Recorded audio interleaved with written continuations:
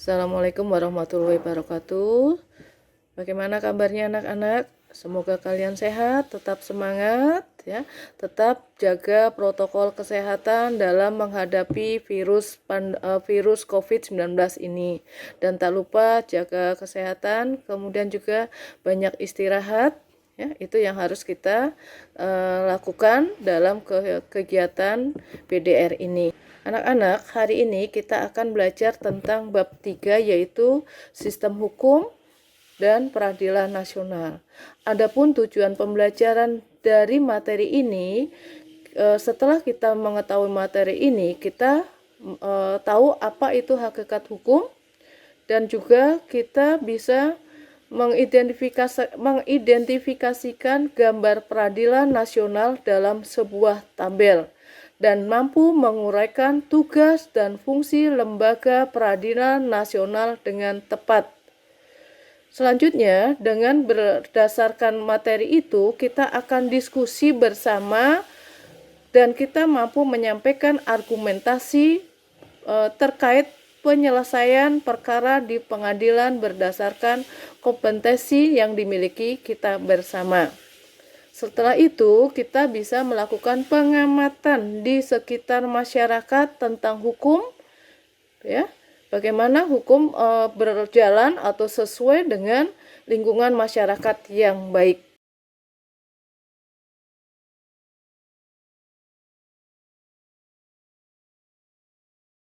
Jadi ulangi, unsur hukum itu 1.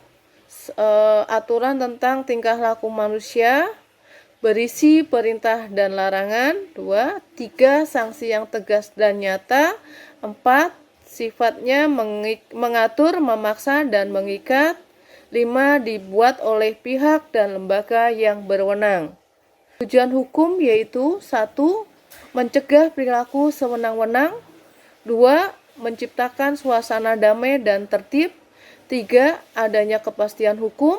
4. Melindungi kepentingan masyarakat. Hukum di sini dibagi menjadi 9. 1. Berdasarkan sumbernya. 2. Berdasarkan isinya. 3. Berdasarkan bentuknya. 4. Berdasarkan tempat berlakunya. 5. Berdasarkan waktunya. 6. Berdasarkan cara mempertahankannya. 7. Berdasarkan kekuatan berlaku atau sifatnya. 8. Berdasarkan wujudnya. 9. Berdasarkan berlakunya. Berdasarkan sumbernya, hukum itu yaitu undang-undang, traktat, doktrin, kebiasaan, yurisprudensi. Berdasarkan isinya ada 2, yaitu hukum privat dan hukum publik. Berdasarkan bentuknya ada 2, ada tertulis dan tidak tertulis. Tertulis yaitu peraturan yang dapat kita lihat dan rasakan serta kita ketahui. Yang tidak tertulis, hukum yang hidup dan diyakini oleh warga masyarakat. Cara mempertahankannya ada 2, hukum material dan hukum formal. Hukum material yaitu hukum yang mengatur hubungan antara anggota masyarakat. Kalau hukum formal, hukum yang mengatur tata cara melaksanakan dan mempertahankan hukum material. Berdasarkan waktu berlakunya dibagi 2, ius constitutum dan ius constituendum. Ius constitutum yaitu hukum yang berlaku saat ini, dan ius constituendum hukum yang berlaku pada masa yang akan datang. Sedangkan hukum berdasarkan tempat berlakunya ada 2, yaitu hukum nasional dan hukum internasional. Hukum nasional yaitu hukum yang dibuat oleh negara tertentu dan hanya berlaku dalam batas-batas wilayah tertentu. Sedangkan hukum internasional hukum yang mengatur hubungan antar negara. Berdasarkan kekuatan berlakunya yaitu tadi bersifat memaksa dan bersifat mengatur. Berdasarkan wujudnya yaitu hukum objektif dan hukum subjektif. Objektif yaitu hukum yang lebih menekankan pada substansi hukum itu sendiri, dan subjektif yaitu hak dan kewajiban seseorang diperoleh berdasarkan hukum objektif yang berlaku. Berdasarkan Luas berlakunya ada hukum umum dan hukum khusus.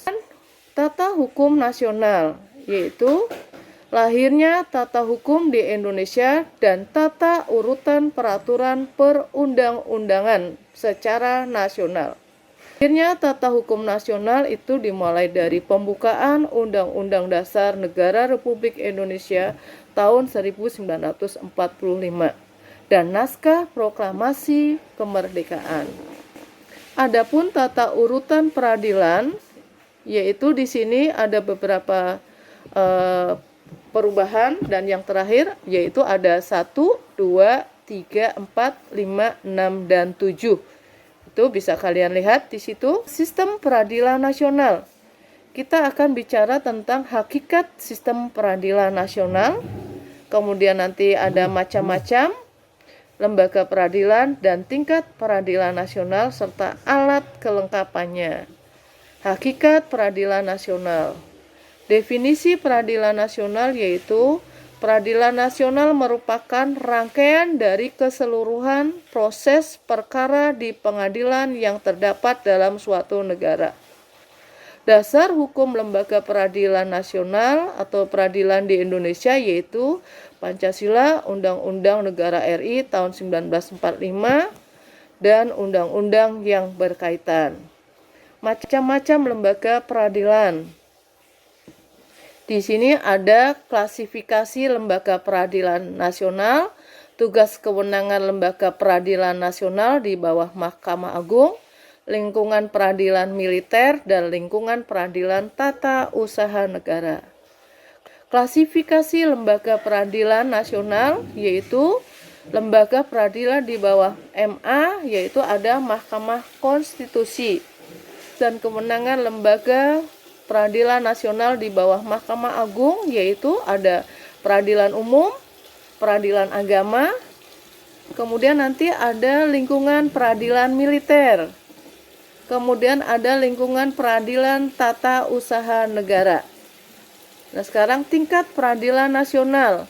Ada pengadilan tingkat pertama, pengadilan tingkat kedua, dan kasasi oleh Mahkamah Agung. Kelengkapan peradilan di Indonesia, ada Mahkamah Agung, kemudian peradilan umum, peradilan agama, peradilan militer, peradilan tata usaha negara, dan Mahkamah Konstitusi. Sekarang menunjukkan perilaku sesuai hukum nasional.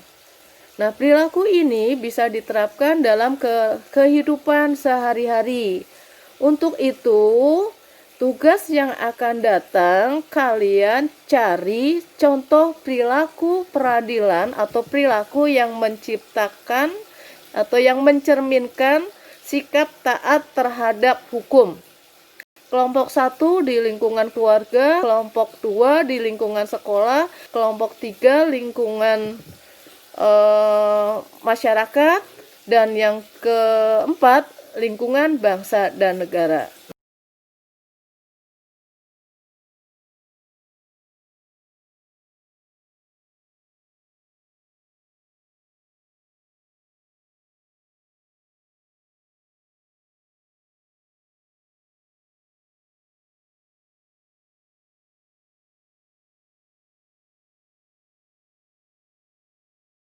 Itu adalah materi tentang sistem hukum dan peradilan hukum yang ada di Indonesia.